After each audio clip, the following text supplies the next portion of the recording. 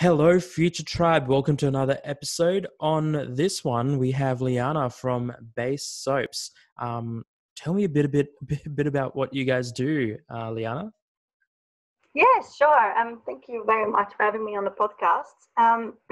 So my company is called Base Soaps, which I run together with my life and business partner Mick, and we produce and sell bar soaps, shampoo bars, conditioner bars, and also liquid soaps and shaving soap. Um, and Base Soaps is a social enterprise. We started this in early 2017 as as we felt very excited to about the idea of starting a family business, kind of on the side business at the time. And Mick had made soaps a few years earlier as a Christmas present for his brother, and so he kind of had looked into it and knew how to do it. So we decided that would be a good idea for a small business, and just started from there. Why soaps?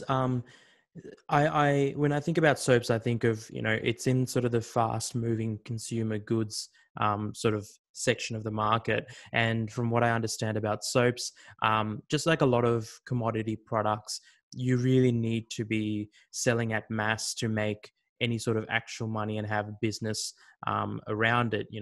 Unilever, for example, is a company that comes to mind when I think about soaps. Why did you guys think, you want to get into that sort of game?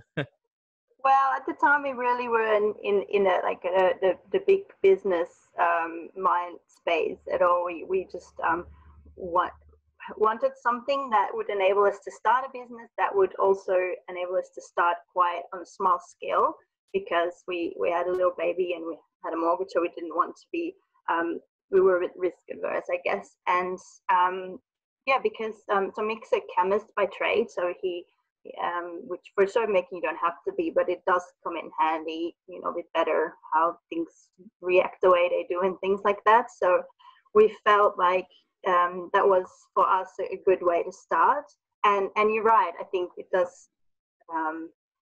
You'd have to really sell it on mass to make the big money. But businesses come in all sizes, and for us, this was just a good way to start. And sort of get your foot in, even sort of start playing around with the idea of having your own business, I guess, in a way that is not going too big too soon, but sort of starting off with something. So no, I get what you mean. It's, I guess, business doesn't always have to be about making money or making huge profits. It can be about, making some decent money and having something that you can do on the side. You mentioned when you guys started in 2017 that it was more of a side hustle. Is that fair to say? Yes, because it was so small, and it takes a few years usually with a small business to make any profits. We had other jobs, and we were doing this as an extra thing to start. So were you sort of were both of you working full time and then doing this after hours to start off with, or? So I was working part time. We were both working part time. So that did give us a bit more space to do this as well. Yeah, because I could imagine that there would have been a lot of experimentation at the start, let alone thinking about the whole marketing side of things. But you would have had to experiment with compositions and, flavors, for the lack of a better word, sort of the different options. How did you make those decisions initially? Did you just sort of go with one SKU, or did you just open up with a whole bunch of options for customers? Yeah, so right from the start, I had in my mind that I wanted it to be a very kind of a simple and clean brand with not too many options. So we started with 3. And I remember the one that we really wanted to start with was lemon myrtle, and because I don't know, I think a lot of people really like that, and it's always been one of our most popular products. So that was one that was done. We were doing that one, and the other 2 I can't quite remember, but I think we just played around and got some feedback. When we started, we had one store in our hometown of Bungendore that we knew was interested in selling it. So we would have got feedback from them and thought about what we wanted to make. And just went from there. And very quickly, it already expanded out to, I think, six different scents. Because we were like thinking, oh, this is a nice one too, and this is a nice one too. So we didn't keep it as simple as I had in my mind. But you want to cater for everyone, and we started quickly using different types of exfoliant as well. We used like walnut shell and macadamia shell, and so they're all quite different types of soap. But yeah. Wow. So you mentioned that your hometown's Bungendore, so still Canberra region, but is the business based out of Bungendore then? Our business is still at our home, and that is in Bungendore. We do have a lot to do in Queanbeyan as well. We have the storage there, most of it is done in Queanbeyan and Canberra. Yeah. That's how's that been? So you still produce it out in Bungendore, you then take it in, and you don't have your own store, you just have retailers who sell the product for you. Is that correct? That's right. Yeah, we have an online store only, and the rest it's all other stores, and it used to be markets as well. Not so much these days, but Yeah. Give us an idea of so when you mentioned you guys started in 2017, how old were the both of you, just to give us an idea of, the stage of life you were in, if you don't mind me asking? So we were I was 32, Mick was 35, and we had my oldest daughter. She was born in 2015, so we had a baby that was just over 1 year. Wow. And that's, I guess, after the 1 year, we kind of felt like we were starting to get back to normal again, getting out of that baby chaos in our lives. Like we had a little bit more space to start doing this. Yeah. And so, Mick, you mentioned is a chemist, so he brings that skill. What did you feel like you brought in, sort of initially, or what did you handle? How did you? I guess what I'm trying to understand is how you can balance this out, sort of working with a partner. You put it really nicely. He's your business and life partner, but I'm sure that adds a level of challenge, because you've got to put up with each other, and you don't want to bring fights at home into work, but you don't have the option, especially when you're working and operating the business out of your home or close to home. What did you bring into this, and how do you handle that dynamic? So my background is a business. I've got a business degree, so that fit very well together. It was still a big learning curve because I'm originally from the Netherlands, so things are a bit different, I suppose. But I did have the skills, and working together. I mean, I guess it has evolved over the years, and we had to find out the best way to do this. And you're right, our business is our home, so there's really not any separation there, which works for us. Like we can separate it ourselves. We don't talk about business all the time, but we do it at times that maybe other people wouldn't, like at night or at other times of the day. But it just really works that well for us. Yeah, I mean, there's no one size fits all rule, right? I guess that's the beauty with business. You can, especially when you are the founder or the founders, you can just make it what you want. You can decide if you want to go really big and go to multiple retailers or big retailers. You can decide if you want to talk about it at breakfast, or only talk about it for 4 hours of the day that you want to work, or that's I guess the beauty and the freedom sort of that comes with business. Do you think that was one of the reasons you wanted to get into business? Was it sort of that taking, or being able to take control and direct your life in the way that you wanted to? Yes, it was. It's just the thought of doing something that was totally new for us, and exploring that together and learning from it, I think was what really drove us to start. Yeah. What were some of the milestones, thinking back to your first sort of, how long do you think it took you to really get traction, and what did that sort of take, not just in time, but in terms of effort? What did you have to do you think, to hit a point at which you felt like, okay, we're starting to get traction and people are starting to hear about us and we're starting to, starting to snowball? Yeah, so in our first year, like I said, we did a lot of markets, which we don't really do anymore. It was a good way to get us out there and to meet people, and to learn about our customers. And we're still doing Canberra Handmade Market, which is a large market in Canberra, and people are always coming back to that, because they know we're there, and they every time the market's on, they come in to buy soap. So that's one way we really got ourselves out there. When things really started changing for us was when we also started to focus on wide label manufacturing, so making soaps for other brands.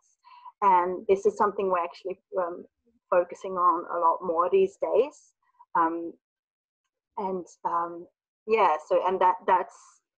That has kind of really changed things around for us, because those orders are quite a lot larger than kind of what our base brand does, but it's still a kind of half what we're doing at the moment.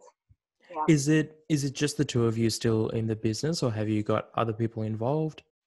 Yeah, no, we have an employee now who does make most of the soap making activities during the day, and so it frees Mick up to do other tasks. So Mick has always been the main soap maker. I've never made any soap in my life, so that's always been a very clear divide there. But yeah, so it's the recurring tasks of making all the soaps that have been taken out of his hands, which has been great, because we really needed that to happen. And we're also in the process of working with people to start doing the wrapping of the soaps and the stamping after they've been made, which is something we were still doing ourselves. And it's something that we often do at night, because you can easily do it, and if you do it during the day, it quickly takes away from all the other things that need to happen, but it's kind of building up, and we needed to get other people in to do that, so we're looking into doing that now as well. Yeah, it's always exciting when I think it's almost like this brink where you start to realize, hold on, we can't grow, we've run out of time, we need to get other people involved. But then it's this balance between, but it's my baby, like I don't want other people involved. It's me, but I definitely found that hiring that first person is almost like a release, because then you realize, hold on, you can actually train someone else and they can do just as good a job, if not a better job, than you. And that's just crucial. Have you found that to be true? Yeah, definitely, especially for the soap making. And I often think that with the wrapping and the stamping, we should have been doing that already. But I guess it's the logistics around it that are actually a lot more complicated than you would think, because we do it very reactively. When the order comes in, we wrap the soaps and pack them, whereas otherwise we would have to plan it out a bit, which is what we're going to do now. But it's I think a bit more complex than we thought, but that's fine, and it's definitely one of the tasks that we should be outsourcing, because it frees us up to do other things that can contribute. Exactly. And it doesn't, one could argue that the wrapping and stamping doesn't necessarily change the dynamic of the product fundamentally. It's almost like a cosmetic layer that you've got to add on, that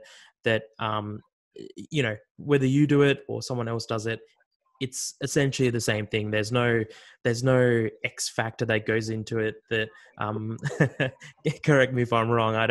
You might wrap soaps better than anyone else, but I'm not sure. Yeah, no, that's true. I mean, I can spend my time doing things that are more important for the business, and yeah. Especially with your business background, you can definitely do things that are more business driven, right? Making the right decisions, making marketing decisions, or reaching out to the right partners. That's talking about partners. How did you find the first few retailers, or was it really sort of a word of mouth through the markets, etc., and then reaching out to people and saying, listen, did you have to prove to them that you have a good product? How did that work? Yeah, so it's kind of been a mix. We spent some time going around to stores that we thought might be interested. There is the type of store that sells the products. I mean, there's a few different ones, but one that really stands out is the store that is very kind of environmentally and local product focused. So we targeted those, and we just went around to talk to them, give them samples, and went from there. And we've been able to really keep our customers through the year. So the stores that started selling our products have always gone back and have been happy with the product. So that's been great. We also have like social media is also something that people find us through, and in the markets as well. And how you then mentioned that you also produce soaps for other brands, for the lack of a better word, or other people. How did that happen? How did those things sort of fall into place? Yeah, that was also very lucky, I guess, because there's one store that's quite a larger store, and we basically Mick just walked in there and talked to them and went from there, and they were very interested in the white label, and very kind of particularly in the products they wanted to sell. And because we're so small, we can be very flexible with that, and also because Mick's comes background, he enjoys kind of exploring new ways of doing things and new products. So we've been working really well with them, and we have a lot of products that we just make only for them, that are very new, that we could start selling for ourselves as well. For example, we have started making a dish block for them. Mm-hmm. So that's a very new thing. We've just been exploring that, and it's been great. Yeah, I mean, partnerships like that have the potential, like you were mentioning, to allow you to experiment and go into and try things that you may not have, but because this partner has this need, or is willing to almost back things a little bit, you're not sort of going out on a limb otherwise and sort of deciding for yourself, we're going to experiment with this. You can work in a bit of a partnership. It's always, I think, interesting when you talk to a business, because some of them just don't really want to share information with anyone, or don't want to share anything with anyone else, where there's a lot of others who want to collaborate. And have you found that collaboration to sort of change how you think about even your business as a result of talking to your other partners and people who you white label for? Yes, definitely. Because of products like I just mentioned, the dish soap, and we also, I think when we started making shampoo bars and conditioner bars, it was for them first as well, and because they know better what their customers want, because they're in contact with them every day, and then they can put that through to us, and then we can find out what we can do, which actually works really well. Yeah, it's a nice sort of symbiotic relationship where they rely on you for the product and you rely on them for their customer insights and what customers are looking for in product ideas. Yeah, exactly. Yeah. Now, are you guys, the two of you, now full-time in the business, or when did that any sort of transitions happen with where you're spending your time and what you're working on? Yeah, so it's we are both now. I'm only focusing on the business. I am 3 days a week, and Mick basically full time. For Mick, it went kind of very gradually. He was working part time, and that kind of got less, and then the business got more, and then that somehow exchanged that. For me, it went a bit more abrupt and in March of this year, when I was still working for a boss, but because of COVID, that ended. And it was actually really good timing, because I guess we started thinking about both of us focusing on the business, but to make that jump from, having an extra income to just focusing on the business fully is quite scary. And I hadn't really dared to make that yet, but this kind of pushed us to do it. And it's actually been great for us, because it worked out really well, which is not, I guess, the story you mostly hear about this year. Yeah, given COVID. But you touched on something that I found out myself as well. Sometimes, it takes external pressures to push you in the right direction, whether that's losing a job or, feeling just like you don't belong in the role that you're serving. How did you? I found when I make that leap from sort of side hustle or part time to full time, I also found that for whatever reason, more opportunities just made themselves available. If that sort of makes sense, like I felt like the first month after I quit my job and went full time into the business, I felt like all these people who I already knew suddenly reached out to me and said, "Actually, Jermaine, I need help with marketing. I need help with the website." And all I could think was, these guys could have done the same thing, a month before when I was working full time, but they didn't. Yeah. It almost felt like making that jump just unlocked these opportunities. Did you have a similar experience? I did, yes.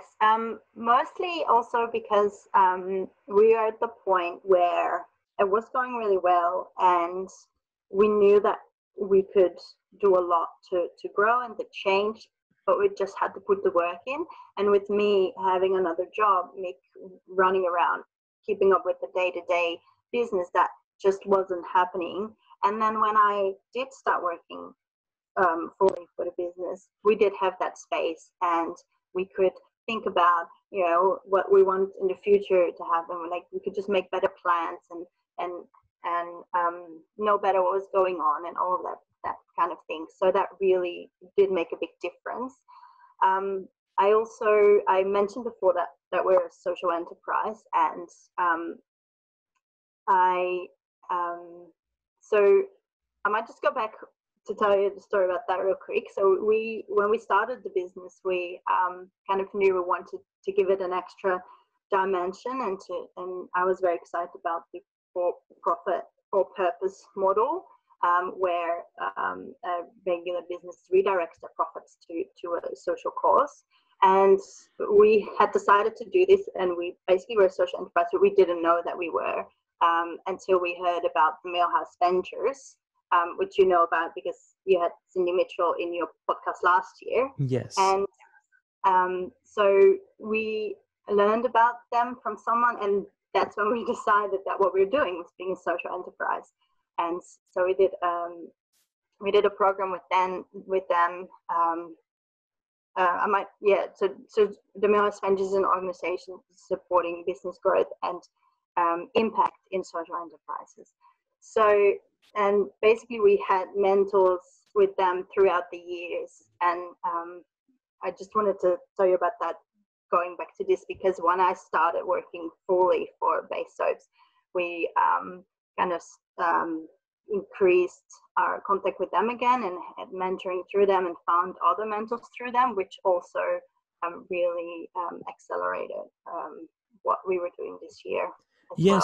Well. So what is the social purpose, or what's that extra dimension to the business? What do you guys try and do? So we, our aim is for our profits to be redirected to health and hygiene programs for Australian communities, which means that in our case, we've looking at an organization called Malpa, and they have a young doctors program where they teach young people to become health leaders to their peers and their communities. So it's a curriculum-based program that they do. So yeah, we've been looking at them through the years and kind of promoting their course as well. And yeah, we aim for our profits to be redirected to them and other organizations in the future as well. Yeah.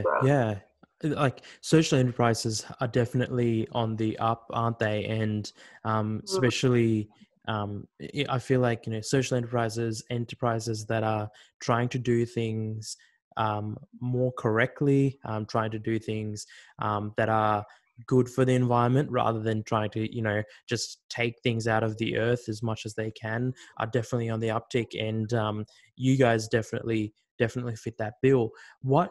What do you feel like is your unique selling point versus all the other soaps out there? I think you'd agree when you go to a supermarket, there are a lot of soap options. It's almost like paralyzing. I do this thing where I go to the shops and buy 10 bars of soap, and then that lasts me for a long time, so I don't have to make that decision again for a long time. But there's everything from, antibiotic soaps to moisturizing soaps to soaps that smell good to soaps that have goat's milk. How do you position yourself in this market, and how do you see yourself in this market? We know that a lot of our customers like our product because, and this probably goes for most bar soaps, but because there's no plastic involved. And because soap is a daily product that people use every day for their personal routine, it actually makes a big difference if you change that habit and just use bar soap. Also, we are very proud of the fact that we aim to get our ingredients as local as possible, and if local is not possible, as ethical as possible, so that they come from good places, and that's something that our customers really value. And the fact that we are a social enterprise is something that adds to that, because we feel that empowering the customer to do something good with their money, as well as giving them the daily necessities, is something that a lot of people are starting to think about these days. And yeah, as you can see, with, like you said, social enterprises are getting a lot bigger. There are massive players in this field now, such as the Thank You brand and the who gives you grab toilet paper and things like that. So I think that really tells us that the focus is shifting in that respect. Yeah, definitely. And you make a good point about it's something that everyone uses every day, or should be using every day, especially with COVID. You should be using soap all the time. It's one of those things that, you make a small difference in every single day, and over a year, that's a lot of soap use that could have gone, to using unethically sourced or poorly sourced ingredients, more plastics, more waste. I think I hadn't even thought about the fact that, it is a small thing, but it's a thing that, plus, it's a commodity item that everyone needs, right? Everyone needs to use. So you do have that potential to almost make small change that just compounds to such a huge change moving forward, which is very exciting. We've talked about all the cool things that you guys are doing. I'm sure there have been missteps along the way. Do any missteps sort of come to mind that make you go, cringe a little bit, or go, why did we make that decision? Anything come to mind? Yeah, I guess everybody that runs a business has some kind of learning curve, and we definitely did. So like I said at the start, it was very much an after-hours thing, and I was doing mostly like the administration side of things, and because I was doing it after my day job and after taking care of my children, that was I had very limited time for that. So I wasn't as aware as I should have been about everything that was coming in and going out. Like, being a manufacturing business, there's a lot of things like raw materials and labor costs and things like that. And we probably weren't as aware as we should have been about what it actually cost to make that bar of soap, and also what we were actually selling as well. So since I started fully focusing on the business from the start of the year, I have a lot more space for that and be able to track that. But I also realized the importance of that now a lot better. I think it's a well-known saying that people say small businesses survive if their owners know exactly what's going on. And yeah, I think that's very important to remember. Yeah, keeping an eye on that. I mean, even from a more, I guess, simpler point of view, I've heard of many small businesses falling apart simply because they didn't even keep an eye on the money coming in and out, and they've had like a bad accountant or a bad bookkeeper skimming money off the top, let alone getting into things like raw materials, production process, trying to understand where your suppliers source their things from, because sometimes it's not possible to even just go and look at the facilities. Some of these suppliers, I'm sure, in any business, including yours, would shy away from it if you sort of turn around and say, can I see your factory? They might say, actually, not really. So it makes it difficult for you because you've got to do a bit of detective work to try and find the true source of these Yeah. raw materials. Yeah, that's right. Yeah, that's right. And with production process as well, which I realized earlier this year too, we were thinking about, like more sales and we were thinking, oh, hang on, what's actually our capacity in our current space? Like we were making as we were selling, but we didn't know what we could do. So our space is quite small, and we are looking hopefully sometime next year to move out to a bigger facility. But before we were doing that, I was like, well, let's find out what we can actually do here and what the maximum capacity is. So when we started looking at that, I realized that there was a lot of things that I actually didn't realize. So yeah, it's good to look at those things. Yeah, look at I guess what you're talking about is looking at almost every stage of the production process and what it takes to understand what you can optimize, what you can change, how, because space is a resource just like time is. So it's good to be able to use that to its maximum potential. Yeah.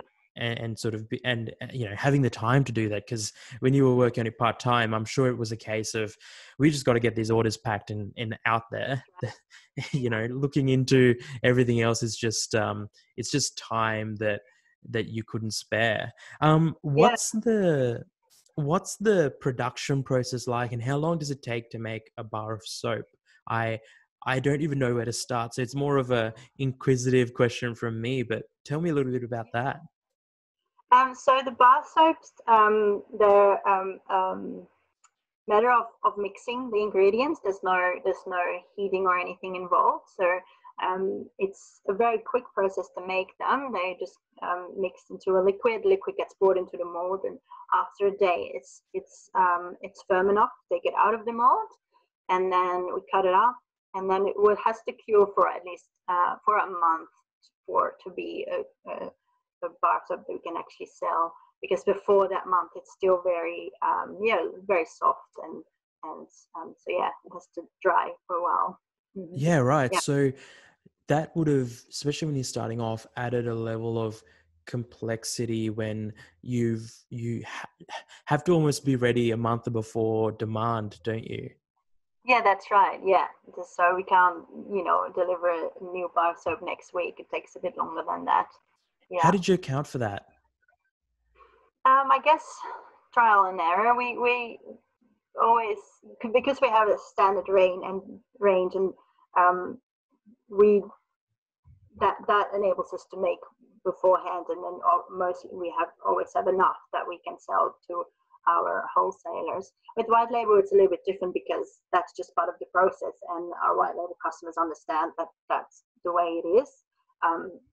So yeah, that's just taken into account when they're Yeah, I ordering. mean, with white label, I guess it's almost on them to decide how much they need to order in advance, because they would turn around to you and say, "We need this many bars of soap at this point, rather than you making that decision where it's really more on your end where you've got to sort of balance it out. But I guess, after the first few years, you would have enough data for you to be able to look at it and sort of say, okay, we know that this time of the year we sell quite well. This time of the year it's a little bit quieter, and you can sort of balance things out that way as well.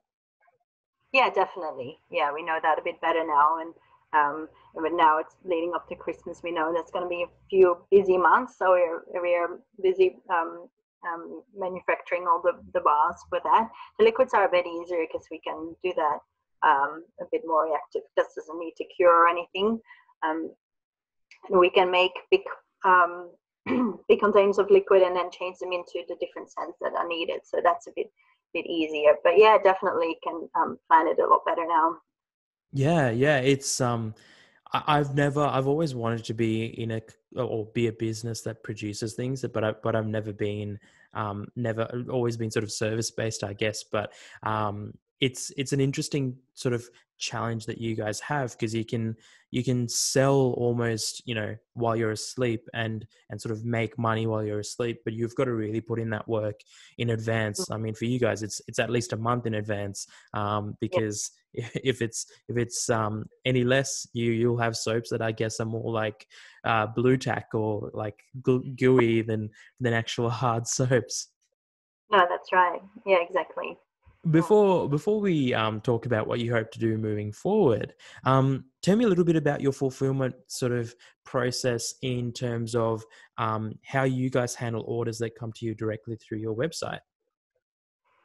Yeah, so our website orders is something that we do ourselves, and it's the same way. We have the storage space in Premium where all our bar soaps are stored, and usually we go there about 3 times a week. So when we have orders in that we know need to be sent off, we'll take those bars home, wrap them, pack them, and send them off.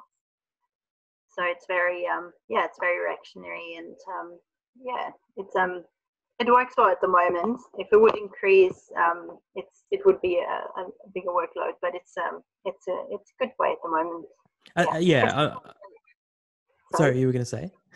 It's still a smaller part of our sales. Like most of it is still wholesalers, but it's good.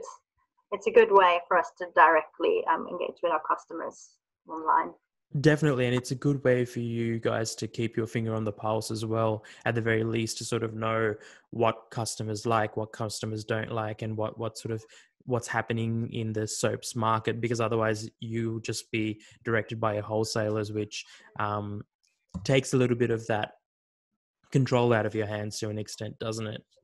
Yeah, that's right. And I mentioned before the one market that we were still doing is the Canberra handmade market, and they've this year gone virtual, so that we've got a virtual market usually once a month, which is great as well, because we just get web orders through them straight to us, and it's been really good. It's a busy weekend, even though we don't have to go anywhere and and do anything else.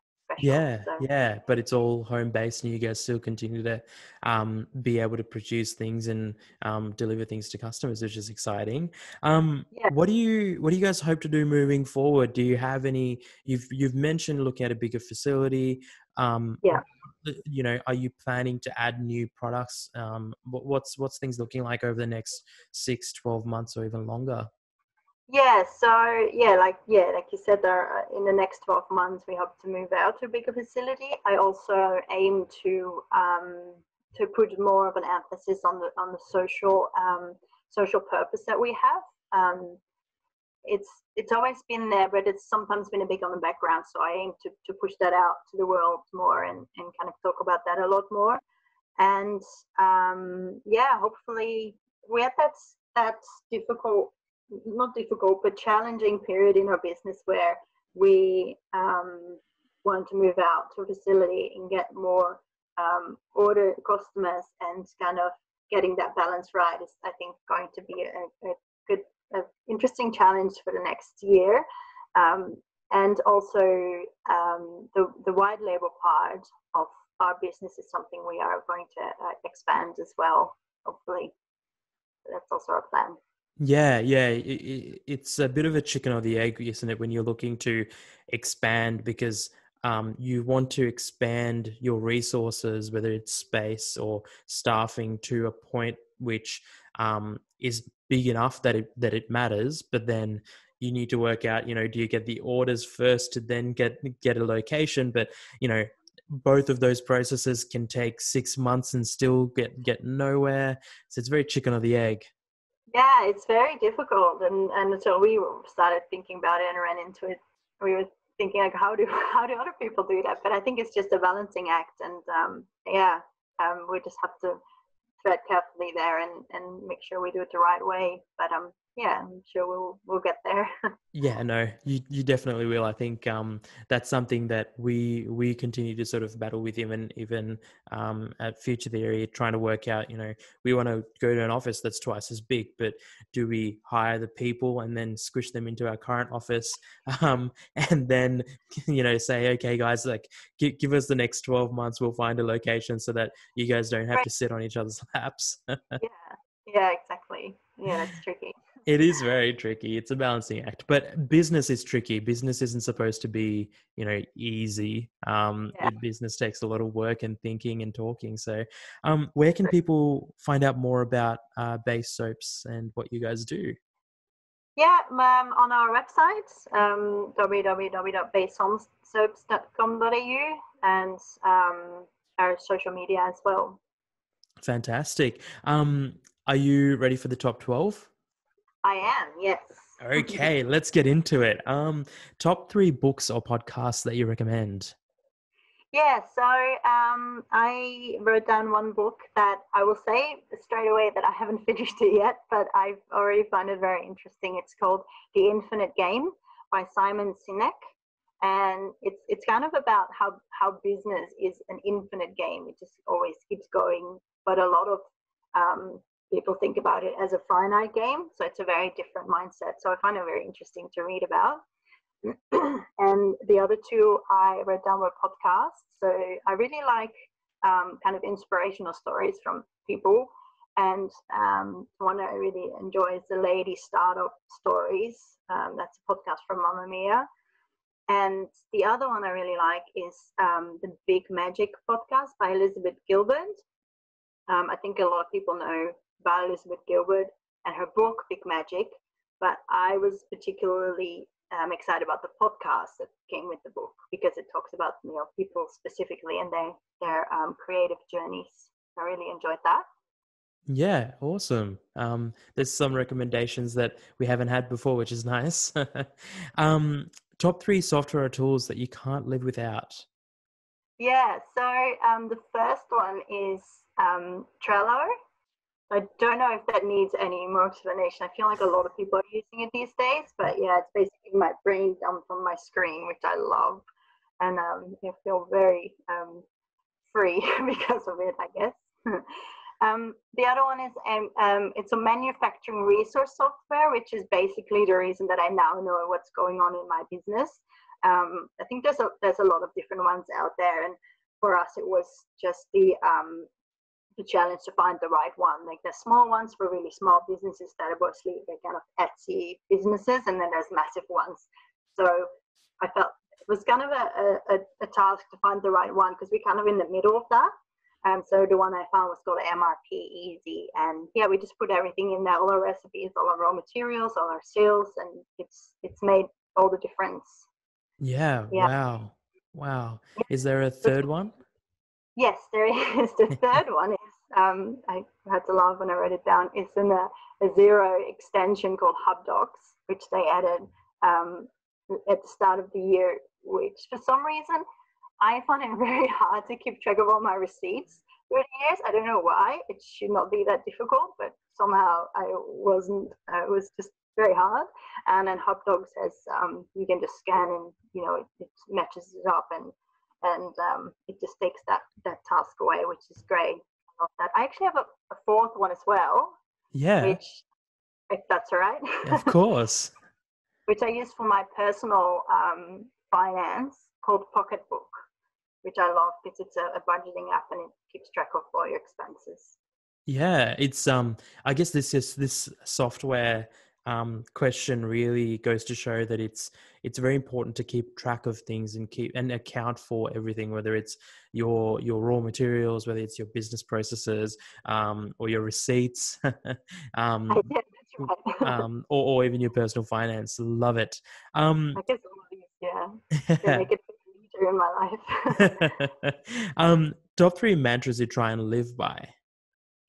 Yeah, so I don't know if that's really mantras, but I wrote down three sentences that really resonate with me and that I have to remember um, all the time because I tend to forget about these things. Which the first one is to think about the long-term gain. You know, when you're doing small little recurring tasks that are just boring, you think you need to remember why you're doing it. The second one is to review and evaluate what you've done. Especially in our business journey, it's sometimes easy to forget how far we've gone in this last few years. And then the last one is to trust yourself and to know that when something feels right, it's usually right. So Fantastic. mm. Fantastic. And the last one, top three people you follow or study and why. Yeah, so again, I kind of answered that question a bit differently because I couldn't really think about three specific people, but I just thought I wanted to point out some businesses. So I guess the people behind the businesses would be the ones that I really admire. So I really, and I mean, inspired by businesses that just are changing the landscape and doing things differently. At the moment on my radar, I kind of it's a bit of a a different direction, but the businesses that make alcohol-free drinks and make alcohol-free drinking a lot more mainstream, and this is something that I think has made a huge leap in the last maybe 2 years. So the three that are on my radar at the moment are there's a beer called Sober, Sobah, which I love. There's a Canberra one called Heaps Normal, which I love that business name, by the way. And then there's Altina, who they sell alcohol-free drinks, and they were actually at the Millhouse mentoring program at the same year as we were. So I think that's a great. I guess they're all social enterprises in their way by contributing positively to the community. And then the second one, I think the big social enterprises that I've already mentioned before that kind of paved the way for all of us, like Thank You and Who Gives a Crap. And then there's also a hat business called Will and Bear, and they're also social enterprise. And yeah, I love all of those businesses. Yeah. Yeah, no, fantastic. The point of this question is to try and identify, accounts that can be followed, for example. So that very much answers that, because I'm sure all of these organizations and businesses have presences out there that you can follow and learn from and see what they're doing. And it didn't matter whether it's people or businesses. There's ultimately people behind these businesses anyway. So that's fantastic. Thanks for this. Thanks for coming on this episode. It's been awesome to talk to you. Yeah, great. Thank you. No worries. That's it, guys. Once again, if you go to basesoaps.com.au, you can find out more about what the guys do.